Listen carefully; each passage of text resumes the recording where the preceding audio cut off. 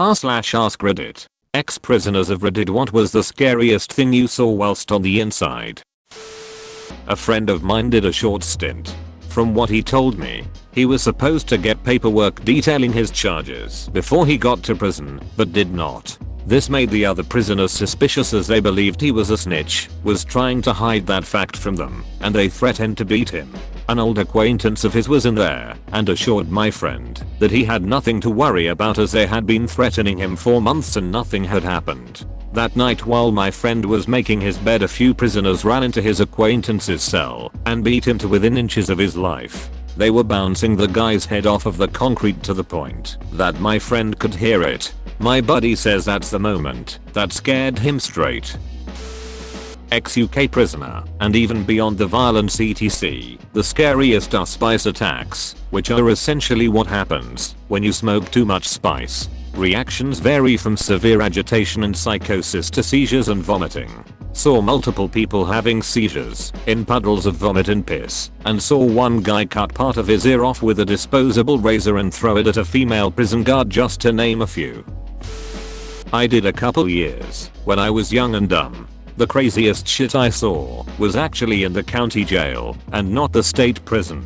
The county jail was right on the Texas/Mexico border, so there were a lot of Hispanics. What was weird was the Hispanics born in America and the Mexicans from Mexico absolutely hated each other. I saw a Hispanic from Texas heat up a bowl of water until it was boiling in the microwave. We had microwaves in the tank, and he then proceeded to throw the boiling water on a Mexican from Mexico's face and then beat the ever-loving shit out of him. That dude's screams will haunt me forever. I also saw a guy take a blade from a small pencil sharpener, tie it to a toothbrush, and then slice a guy's face from ear to ear while he was sleeping.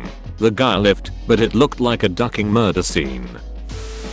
Not me, but my husband was in prison as a young adult. He said that they had a way of checking your ego in the spot he was at.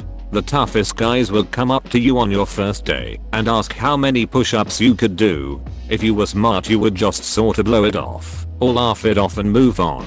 If you were a stupid show-off or had something to prove, you would claim a large number or talk yourself up. If you did that, then they would be all friendly and be like, oh, let's see it. So the poor guy would do as many push-ups as they could. The tough guys would gas the new guy up, acting friendly, pushing him to do more. They acted impressed and joked around. Then as soon as the new guy had done as many push-ups as possible, they would jump him and beat him up. He would be helpless to resist because he had maxed himself out on push-ups. Afterwards, any guy with an ego was normally really quiet for the remainder of their stay. I was in jail once waiting to see a judge. They'd moved me to 3 different jails in 3 days for some reason. I wasn't a troublemaker and was only in for driving on a suspended license, but I'm big and scary looking. Anyways, when they transferred me to court, I was handcuffed to someone serving life, and he was Aryan Brotherhood. I'm Hispanic, but look completely white and have a shaved head. He told me blacks were greenlit and that I had to swing on sight. If I saw a black man within reach, I was required to fight him, or they would beat or kill me later. It was scary, and luckily the corrections officers were aware and kept everyone separate until the green light ended. I spent a couple weeks in county jail. On the first day, when we were all being processed into the facility, strip, bend over, spread your cheeks, and cough, we were told very succinctly to never ever even joke about suicide while in the facility. Kinda like how you just don't say bomb on an airplane anymore. By day 3, I had a good understanding of the other guys I was locked up with. I was physically the biggest of the white guys in our pod, so all the white kids huddled around my table at meals to keep away from the Hispanic folks and the black folks. Yes, there are 3 teams in correctional facilities, whether you like it or not. There was one kid in the group that seemed underdeveloped mentally. He probably had a learning disability among other things, but he essentially acted like a 12-year-old. I knew early on he was going to get himself in trouble because he never stopped talking or moving, and he was rubbing everyone the wrong way. I tried to tell him to chill out and be invisible, but he was not understanding what I was telling him. I had been there a week when the 12-year-old finally lost his cool completely. He was in the shower, singing and joking around, putting on a performance that went too far, and he pooped on the floor as a joke. After the other guys in the shower grabbed their towels and ran, he proceeded to kick the poop all over the walls and into the other shower stalls. I didn't shower for the rest of my stay, truth be told. It turned into a big scene, and then when the trustees came in to clean up the poop all over the walls, it turned into an even bigger scene. The whole time, the 12-year-old was locked in a cell near the showers, laughing and joking as other inmates had to clean up his poop and make the shower area sanitary again. State-run facilities have standards after all. The next day, everyone was looking at the 12-year-old with hate in their eyes. Kinda like Gomer Pyle in Full Metal Jacket. Everyone missed their showers the day prior due to the poopsident, and then the kid was still up to his antics at breakfast the next day. Everyone got really cold toward him, even openly mean. I'll admit, I started ignoring him completely after the poop. It took him a day or two to realize he was hated by all, and then his personality changed dramatically. He became sad, despondent, and started talking to the COs because the other inmates wouldn't talk to him anymore.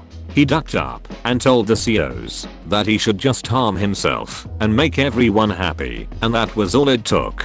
They dragged out the blue burrito. This is the scariest thing I had seen in jail. The blue burrito was a 10-foot long blue foam mat, like you would use in gym class with two 12-foot long red belts attached. They laid it out on the floor, forced the 12-year-old to lay on the mat, and then they rolled him up with his arms at his sides into the blue burrito. The two long red belts clipped together at the top and bottom of the burrito, keeping it all nice and tight. This was the suicide protocol at the jail. No counseling, no medical ward. You lose the ability to move. They put that poor bastard in the burrito around 8 PM, dragged him into his cell, and left him laying on the floor, wrapped up tight, until breakfast the next morning. Around 8 AM, the child molesters and gang members in protective custody get to eat breakfast first. Imagine being unable to move, barely able to breathe, with no end in sight for 12 hours on the floor of your 8x8 cell. My cell was up above his, and I heard him weeping and moaning in agony all night. He didn't say a word to anyone, or look anyone in the eye for that matter for the rest of the time I was there. One night in the blue burrito broke him. Okay, so I got a DUI in a neighboring county. I was going through a rough patch in life, so I said duck it, and never showed up to court. I figured catch me if you can. Well, fast forward a couple months, and I end up getting into some shit and charged in my county. Boom. Extradition.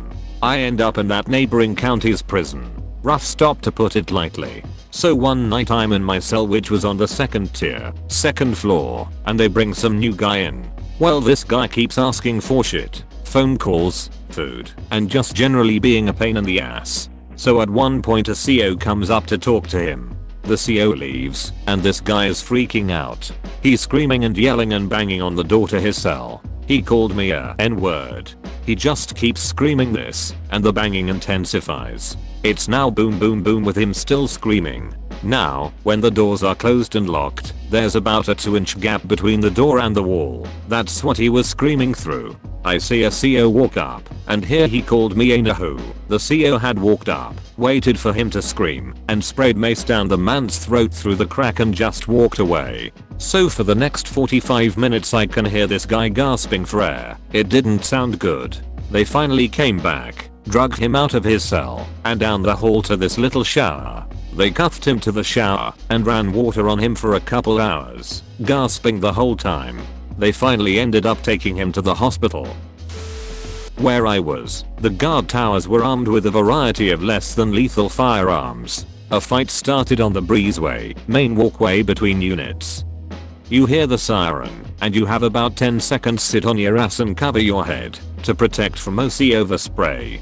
Else, the guards start shooting shotguns loaded with rubber balls at you. One of the guards hit one of the guys fighting directly in the sack with a rubber ball round. Turned the front of his jeans red by the time they got him up and to the infirmary. Apparently lost a testicle due to rupture.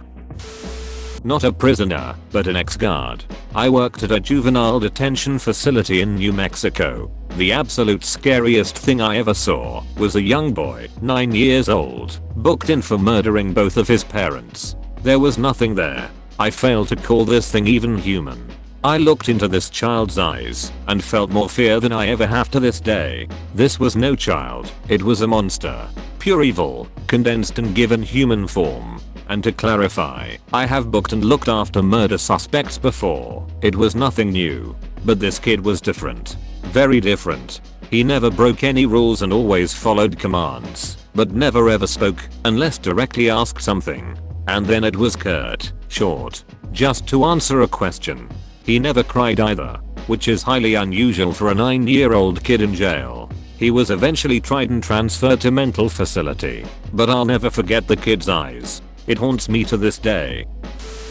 Obligatory, not a prisoner, but an ex-correctional officer. I once had to work overtime in a segregation unit. The first thing that happens upon entering this unit is we get a call that an inmate who was out on a medical trip was coming back in and was to be placed into a suicide watch cell. This inmate had been taken to an outside hospital for cutting his arm from his wrist to his bicep. We placed him in the suicide watch cell and went to find a bed mat for him, which was hard cause he couldn't have one with a hole in it while being on suicide watch. He told me that if I didn't get him a bed mat in 5 minutes, he was going to start ripping stitches. I told him to wait, went to find the mat, and it had apparently been 6 minutes, cause by the time I got back, he had torn off his bandages and ripped out every single stitch in his arm.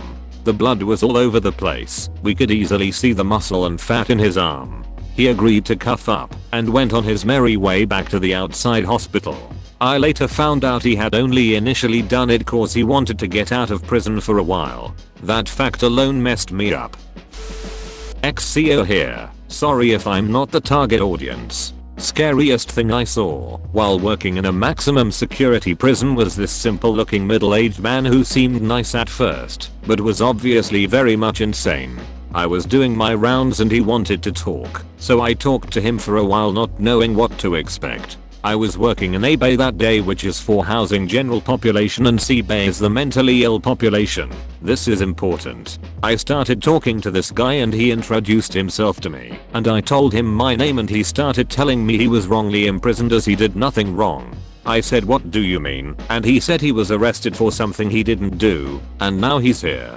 He looked like a sad lonely white man, but average in every way. He could very easily be a cashier at a tractor store or something similar. Anyway, he started talking about his sister and how he loves to duck her and come inside her, and this is where things start to get uncomfortable for me. He then starts telling me more about his sister and how she is mean to him and is jealous of him and how she beats him sometimes and she's mad at him for not wanting to have a baby with her. I don't like talking to him, so I try to make an excuse to leave, but then the weirdest part of the conversation happens. He starts the conversation over completely from the beginning.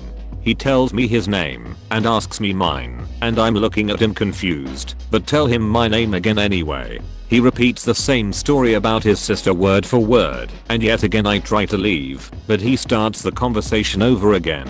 He does this 3 more times before I just walk away, and he's still talking. Later in the day it's shave time, so I have to go around and give razor blades to the inmates who want to shave their faces. Afterwards I go around again and collect the razors and I think I'm done, but I go back to the same man and I notice he is holding a razor in his hand. I told him he needs to give me the razor now as shaving time is over, and he said he can't because he's not finished yet. I told him he was done shaving his face and to please give me the razor, but he said he's done with his face but wasn't finished with the razor. He slid it through the bars and pulled back when I tried to take it from him. He was acting like a child with a toy and like I was a parent who wanted him to give me the toy. I held my hand open and demanded he give me the razor, and he kept saying no, I'm not finished yet. Keep in mind I was 19 at the time and he was 54 I think. I had about enough of his bullshit, so I very firmly said give me the razor now or I will go get another officer over here. He looked upset and promised to give it back when he was done, and he wouldn't be long, he just had to get the chip and the dirt out. I said what are you talking about, and he said he's innocent, and then I saw his arm where he was cutting into it. He said someone put a microchip in his arm and he has to get it out. He also said the chip was dirty and he had to get rid of the bad vein. where the chip was. As ducked up as it was, I watched this man slice into his wrists, then put the dirty razor blade under a vein and pull it out of his arm. Imagine pulling up a guitar string about a foot into the air, but it was bloody. I stared at it, he stared at it, and then he let it fall back into his arm like it was nothing. He didn't seem to have any pain from it either, and his facial expression looked pleased. I had a mini freak out, but kept my cool and went to get my other officer to come get him before he did any more damage. I waited there while 2 officers came and escorted him to C Bay, where he should have been from the beginning. As he was walking away, he started the conversation over again, and the last thing I heard him say before he rounded the corner was, "I ducked my sister." Some things they can't prepare you for in these places. Edit. This comment got quite a lot of attention, so I'll be more descriptive for those of you with a strong stomach. If you've already had enough from the top post, stop reading now please. When I saw the guy's arm, I could tell he's been going at it for a while before I came to get the razor. He didn't just slice open his wrist and pull out a vein. He's been digging into it for a while, and there was arm meat and blood on the floor and bars where he was picking at it. He dropped the razor on the floor a few times and just picked it up and kept digging away into his arm. I can't stress enough how deep he cut. I saw the bones in his arm with meat around it and different areas he was cutting into. If you were to put 2 fingers to measure the thickness of your arm, then halfway down is how deep he cut. He had to push aside other muscles in his arm to get to the vein he pulled out like a guitar string. I say guitar string because that's how elastic it was. I never knew veins were that elastic before seeing that. He slipped the razor underneath the vein and slowly lifted it straight up into the air with the razor. After admiring his handiwork, he let the vein slip off the razor and it snapped back into his arm. It didn't even faze him, and he seemed satisfied. I walked over to my other officer and said, "Hey, you need to come with me right now." He didn't want to come at first, but I was adamant and told him this guy's harming himself and I need help now. He saw what the guy was doing and looked at me with an "oh okay, you weren't ducking around" expression, and then called for backup. I stayed with the guy while 2 more officers showed up and they escorted him away to, I assume, the medical ward and hopefully afterwards C Bay. I went home afterwards and I tried to tell my sister what happened just to get it off my chest, and she wouldn't let me finish and got upset that I would tell her something like that. I think what upset me the most about the incident was that the guy was completely average on every way. He looked like any random southern man. He could have been a father or a brother or an old friend you went fishing with on the weekends, but he was a psychopath. Nothing about him made me feel uncomfortable until he started talking about his sister. No red flags whatsoever when I started talking to him. I even shook his hand at the beginning of our conversation and let my guard down to seem approachable. Thinking about him now, I feel sorry for him. I wonder what happened in his life to make him so crazy. Dealing with his behavior made it seem like I was talking to a child in an adult's body, and I have a strong suspicion that he was abused as a child. I remember him saying that his sister was older than him, so maybe she was a part of the abuse. And before you ask, no, I never found out what his crime was that landed him in prison, and honestly I don't want to know. We weren't supposed to ask the prisoners what crimes they committed, and after that guy I kind of stopped asking. I worked on the supermax security unit for one day just to see what it was like, and there was a man in there who skinned a child while the child was still alive. I wanted to see what this guy looked like, but the captain said I wasn't allowed to know, but he did tell me the guy was a light-skinned black man. There was only one light-skinned guy there, and he was a total asshole. He would kick his door all night and scream and make it hard for anyone to focus in the unit. He also peed on the floor, thinking that would piss us off, but the door was sealed on the bottom, so it stayed in his room and his plan backfired on him. I also met Brian Nichols. That was fun. And now I don't work there anymore. That wasn't a good time in my life, and I'm happy I moved on from that. Would I ever go back to working in a prison? Yes, for a while, but I'm definitely not making a career out of it. Prison work pays quite well comparatively, and it feels good to have stable income, but the risk is very high for any number of things to go wrong. I had to stay 6 hours past my shift one day because a ladle went missing, and we had to put the prison on lockdown to find it, so an inmate couldn't use it as a shank. Thank you for watching till the end. Don't forget to like and subscribe.